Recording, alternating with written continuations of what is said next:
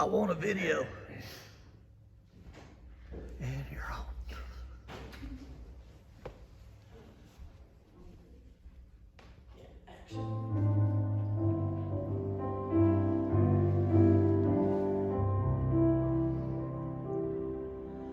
Oh, soul, are you weary and troubled?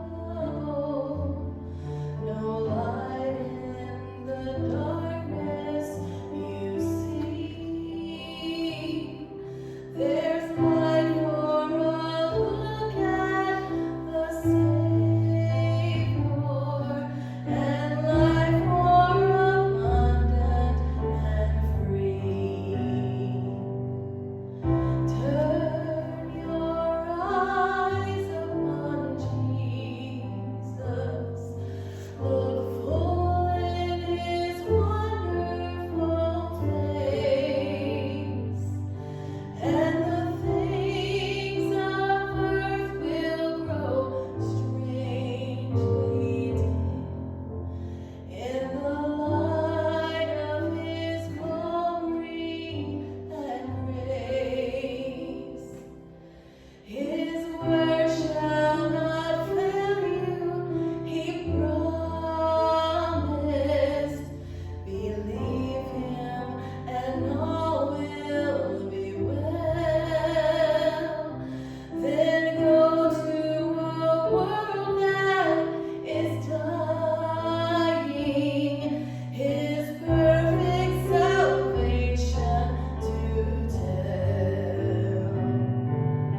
Turn your eyes upon Jesus. Look full in His wonderful face,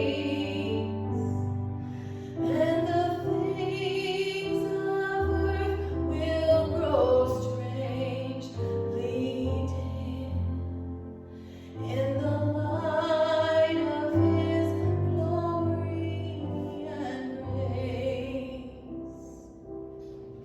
Amen. Thank you.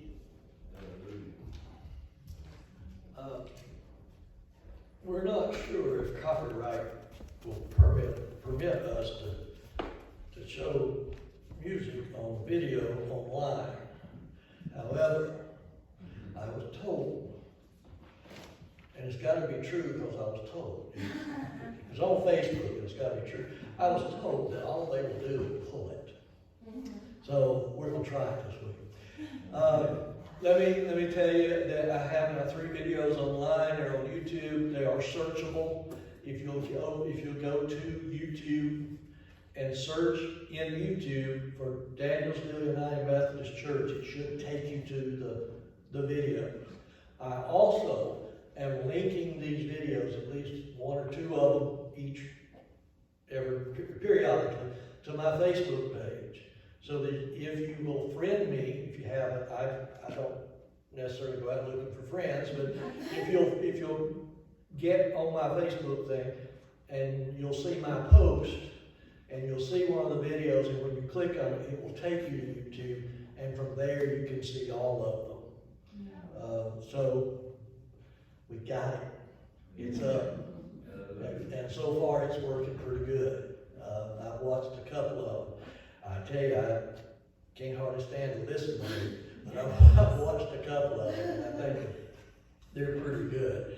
My son's doing a great job of editing, and I appreciate that. He'll cut all this out of it so that, he'll go from candy to my sermon, and that's a sign of a good editor.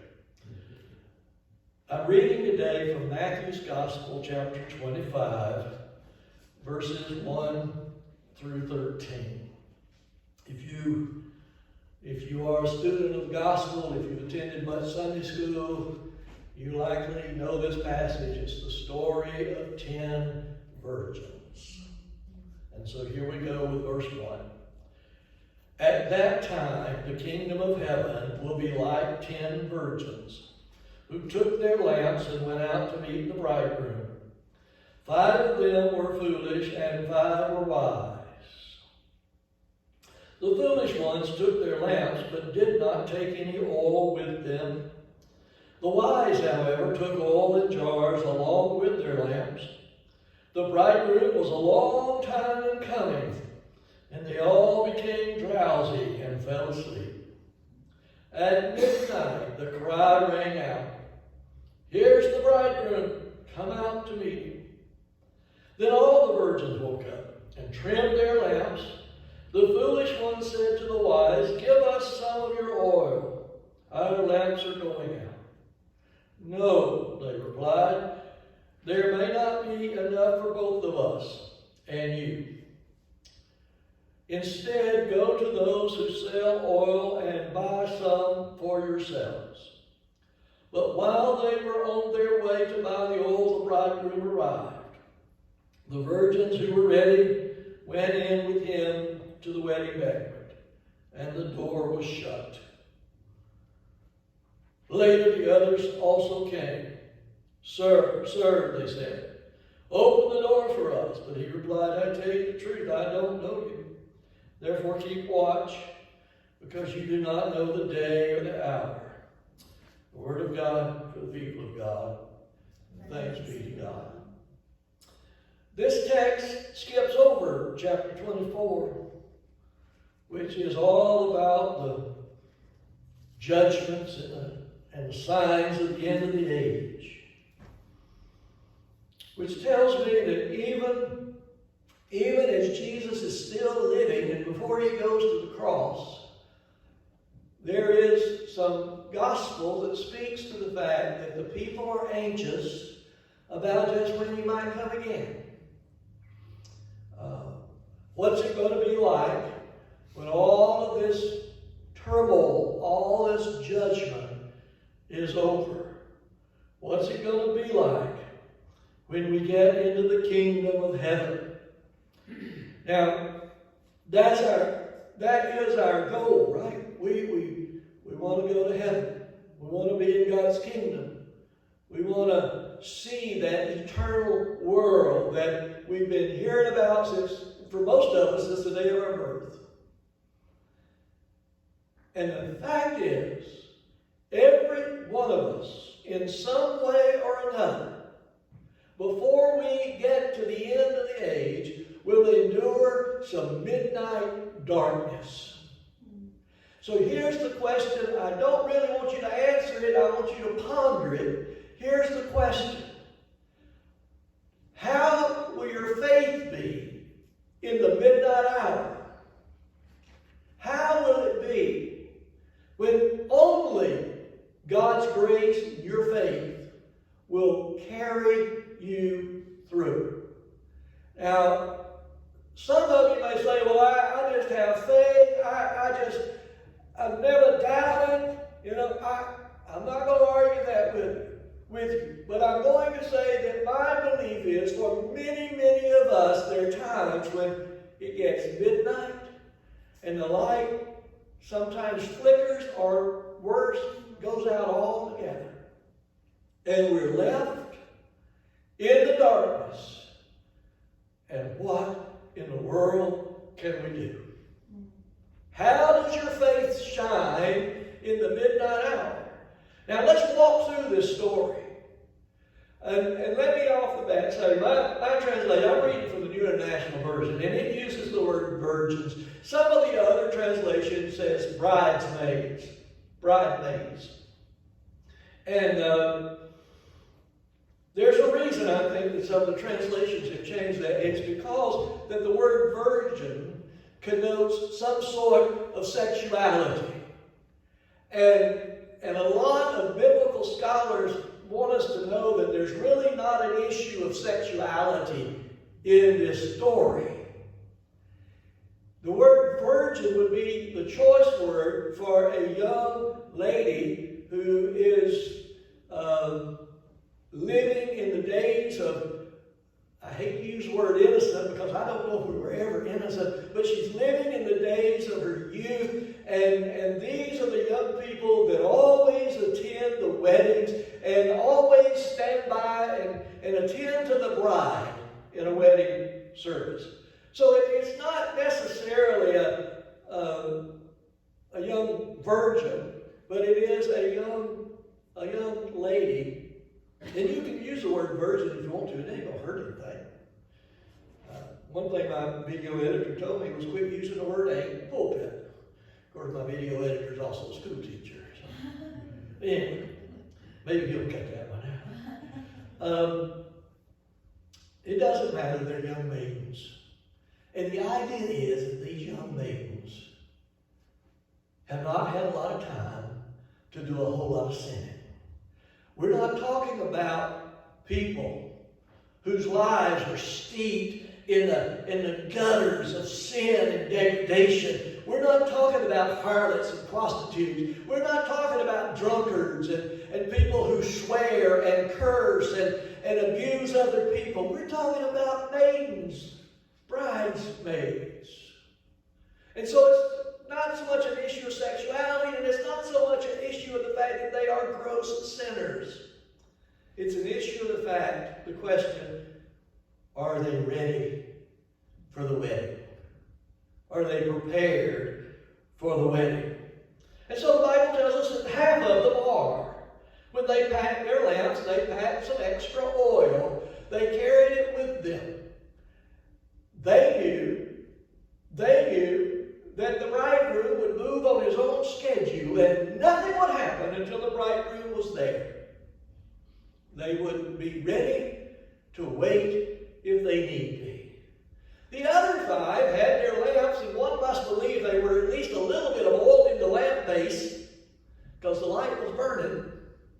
But they had no provisions for delay.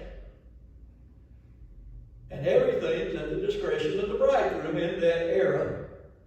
As a minister, I've attended and officiated in a few weddings where things ran late.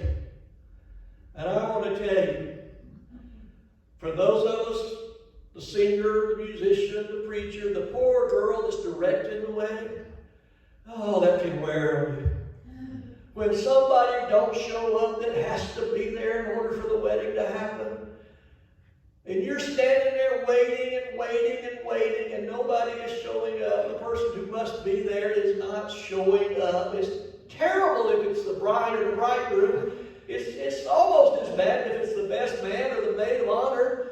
One time it was the father of the bride. The sorry rascal. He got there 20 minutes late. I know how infuriating that can be. And I know that I was just ready to throw up my hands and go home. I was tired of the wait. How long have we been waiting for Jesus to come? My goodness. I was a young boy and we were singing, Jesus is coming soon, morning, night, or noon. Many will meet their doom. Jesus is coming soon.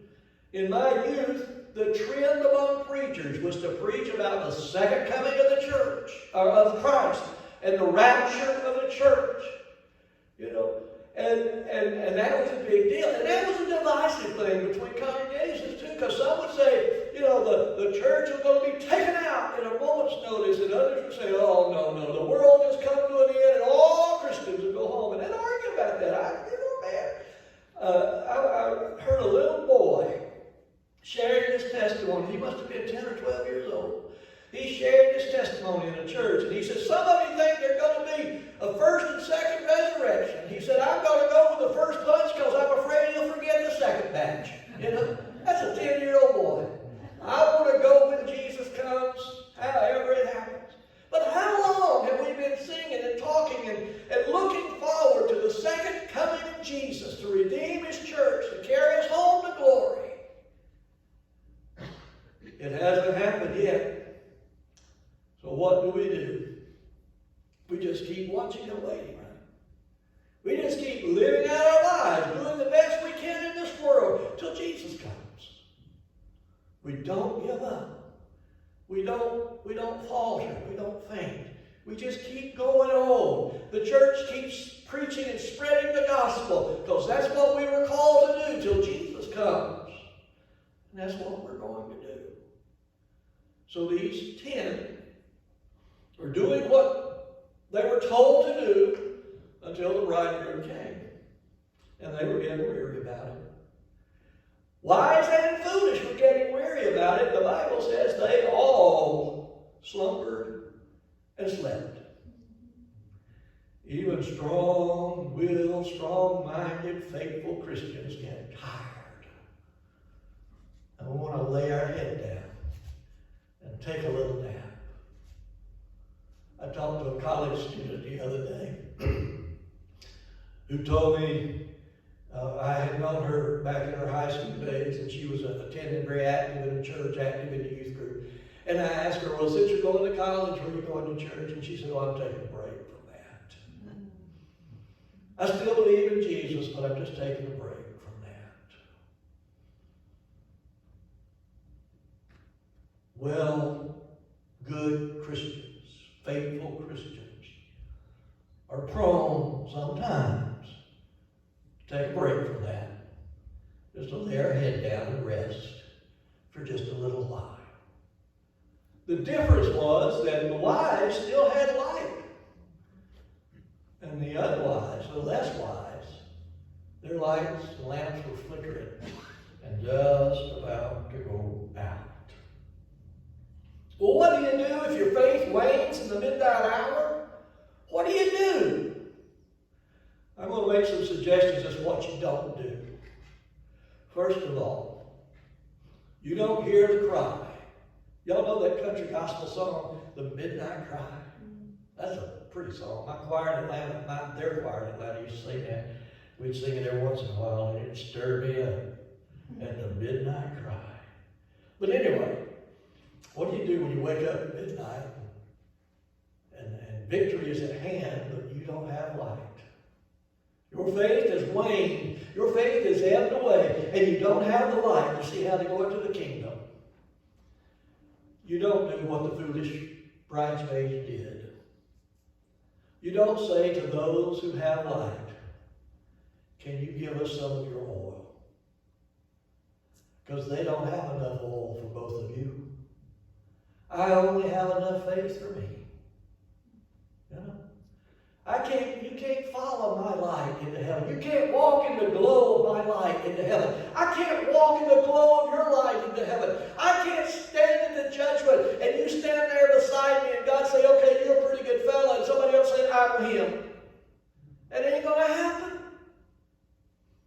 So, the bridesmaids were somewhat foolish in that they didn't carry any extra oil, but they were even more foolish when they thought someone else could give them enough to get them in.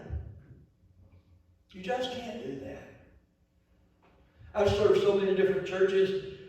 When I count them up, it's not that many, but sometimes I have to sit down and start count them up. Because the Methodist church, you just kind of go hither, thither, and yon, you know.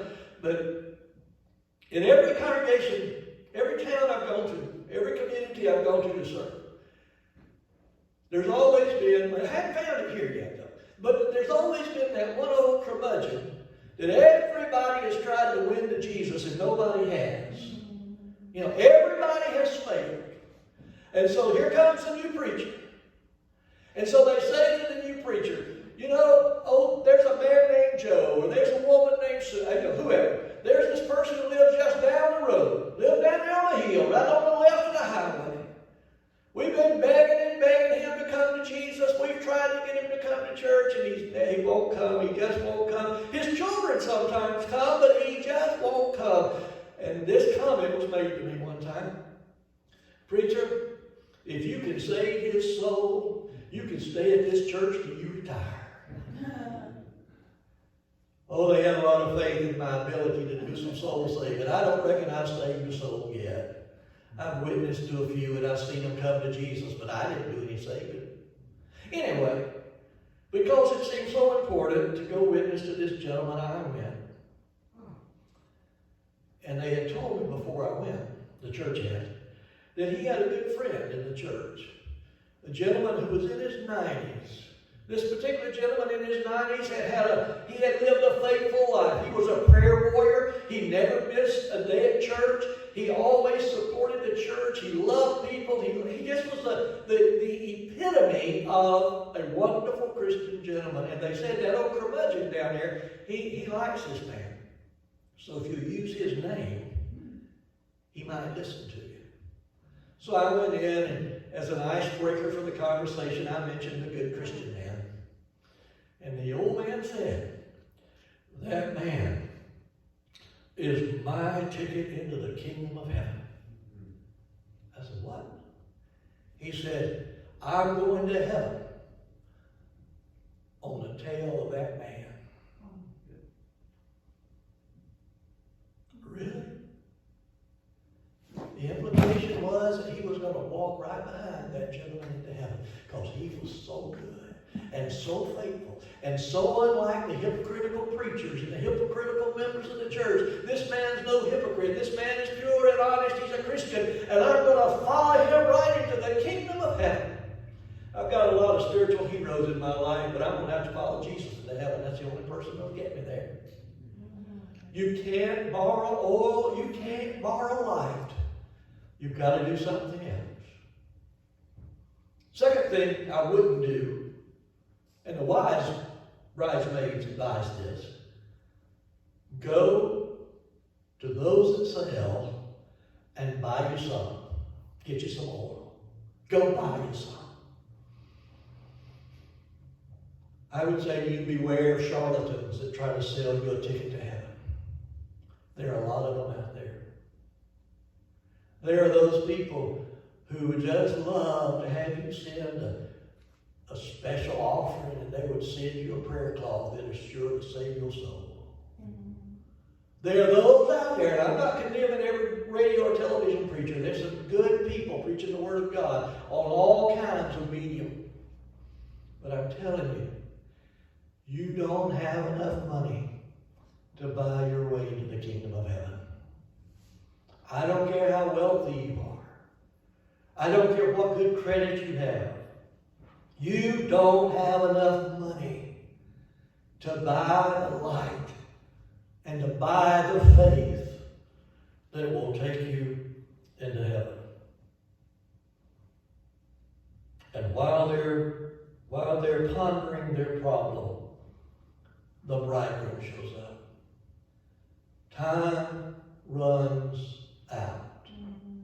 For some of us, as we grow older, we become very keenly aware that time gets away from us. I invite you, if you have not hung around with some teenagers,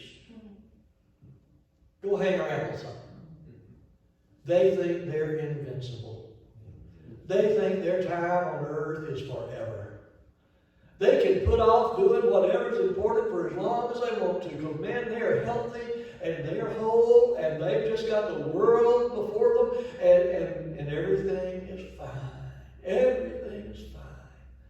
I work with a 23-year-old who's still living at home with his mom and dad. There's nothing wrong with that. Now, he's not married, never been married, still living at home with mom and dad, 23 years old. Nothing wrong with that. He's working with us. And he's struggling, or he's dealing with the issue of getting some insurance coverage for him. And he's marveling at how much it costs. My young friend says, well, I don't really need insurance. I don't go to the doctor but about once a year anyway.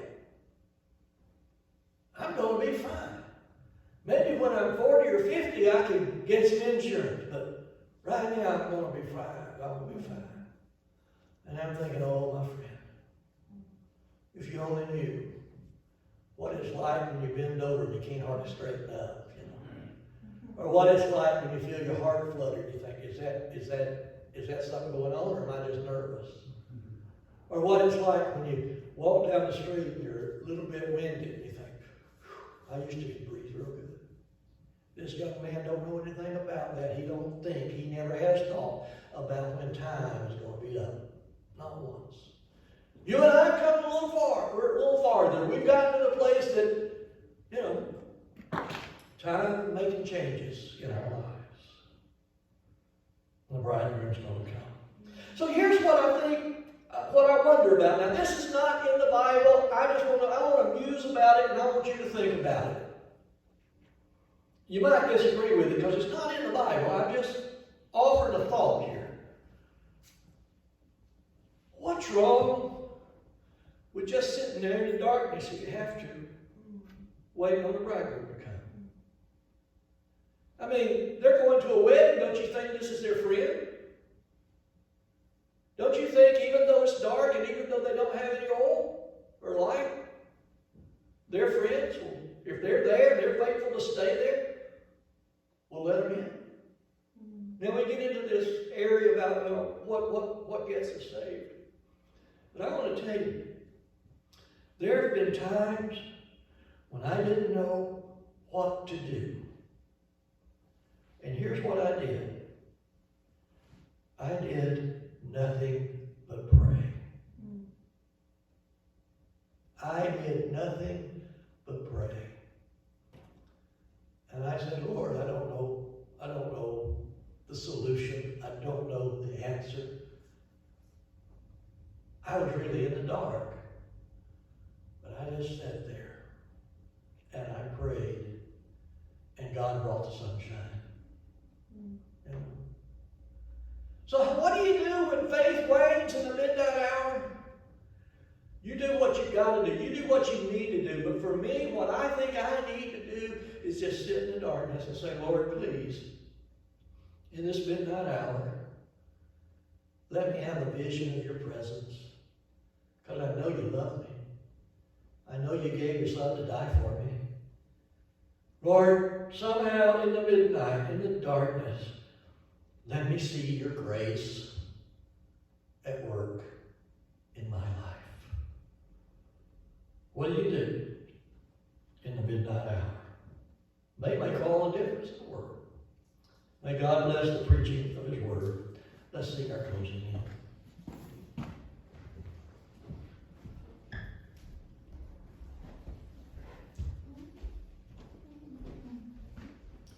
Let's turn to, oh no, I left my thing down there. 337? 337. 337 to close. Let's sing together this morning.